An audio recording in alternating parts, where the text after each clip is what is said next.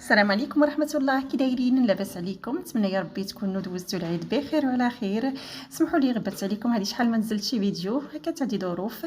اليوم حبيت نشارك معكم وصفه من وصفات عيد الاضحى المبارك، وهما القطبان او لي بروشيت باللحم. كيجيو لذاذ بزاف، غادي نحضرهم بواحد التتبيله اللي كيجيو بها رائعين.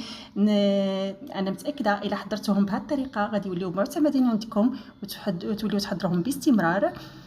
واللي اول مره تشوف القناه ديالي وعجبها المحتوى ديال القناه، نتمنى هكا ما تبخلش عليا باشتراك وتفعل الجرس باش يوصلها كل جديد. ودابا غادي ندوزو باش نتعرفوا على المقادير وطريقه التحضير. خديت هنايا حوالي 3 كيلو من اللحم مهبره اللي قطعته هكا مكعبات صغار. عندي الابزار، عندي الملحه، عندي الكمون. غادي نحتاج ايضا المعدنوس مقطع رقيق، نحتاج بابريكا او التحميره، نحتاج ايضا زرعه القزبر مطحون، وعندي هنايا واحد بصله كبيره محكوكه، وعندي زيت زيتون، وغادي نحتاج واحد الملعقه كبيره من الخل.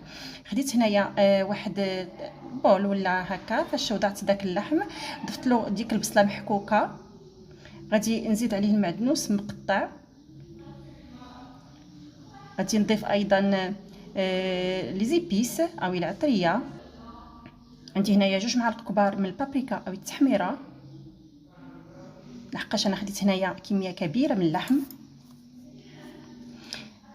غادي ناخذ هنايا ملعقه كبيره عامره مزيان من الكمون. عندي هنايا اقل من نصف ملعقه كبيره من القزبر حبوب مطحون، كيجي زوين في هذه التتبيله، جي رائع جدا. والملح كتبقى على حسب الذوق. غادي نحتاج هنايا من اقل من نصف ملعقه كبيره من الابزار. غادي نضيف 3 ديال المعالق كبار من زيت الزيتون،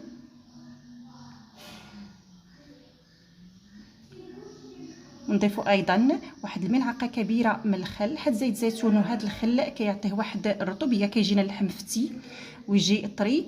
غادي نخلطوا العناصر كلها جيدا حتى تمتزج مع ديك التتبيله، داك اللحم يمتزج مع ديك التتبيله اللي درنا.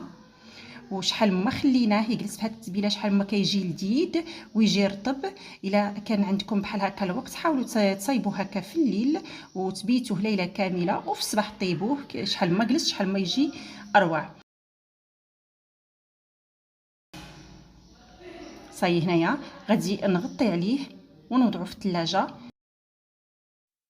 هنايا الغد لي هنايا خرجتهم هكا من الثلاجه، وخديت هنايا الزفافت وبقيت كنعمر فيهم على هذا الشكل بهذيك المكعبات ديال اللحم. انا هنايا بغيت نحضرهم للغداء. غادي نرافقهم هنايا بواحد لا سلطه هكا، سلطه عاديه. وايضا غادي نصايب واحد الشوربه السنتير، غادي نرافقها معهم، كتجي لذيذه بزاف. غادي نشاركها معكم في فيديو لاحق. هنايا كما شفتوا راني عمرت هاد الزفوت او القطيب بداك اللحم. هنايا غادي نستمر نعمر بقيه اللحم هكا في القطبان او الزفافت حتى نسالي الكميه كامله ديال اللحم اللي عندي بهذه الطريقه هذه كما هو موضح في الفيديو راه واضح جدا. هاد لي بروشيت كيجيو لذاذ بزاف وهشاش، يجيو فتين رطب وما تشبعوش من اللذه ديالهم. انا متاكده الا حضرتوهم بهذه التتبيله وبهذه الطريقه اللي عطيت لكم غادي يوليو معتمدين عندكم. هنا من بعد ما ساليت انا كنت واضعه هكا المجمر او الفاخر، شعلته هكا باش يوجد. من بعد غادي ناخذ هذوك القطبان ونوضعهم في الشوايه على هذا الشكل، ونوضع هذيك الشوايه على النار او على الفاخر، ونخليه يتشوى على خاطرو. نبقى مقابلاتو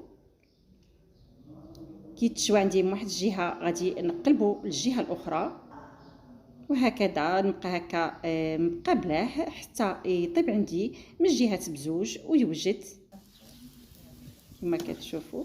ما نغفلش عليه باش ما يتحرقش، ما تخليوهش يطيب بزاف باش ما يبش عندكم. صايي ان فيوجد غادي نحطوه. انا عمرت هنايا شويه اخرى هكا نخليها طيب. هنايا شوفوا كي جاو رطب، جاو على هذا الشكل، المنظر ديالهم كيشهي. نتمنى الوصفه اللي حضرت معكم هذا النهار تعجبكم وتجربوها، فهي فعلا تستحق. وهنا ما بقى لي غير نقول لكم بسلامه في وصفه جديده وفيديو جديد ان شاء الله. السلام عليكم ورحمه الله.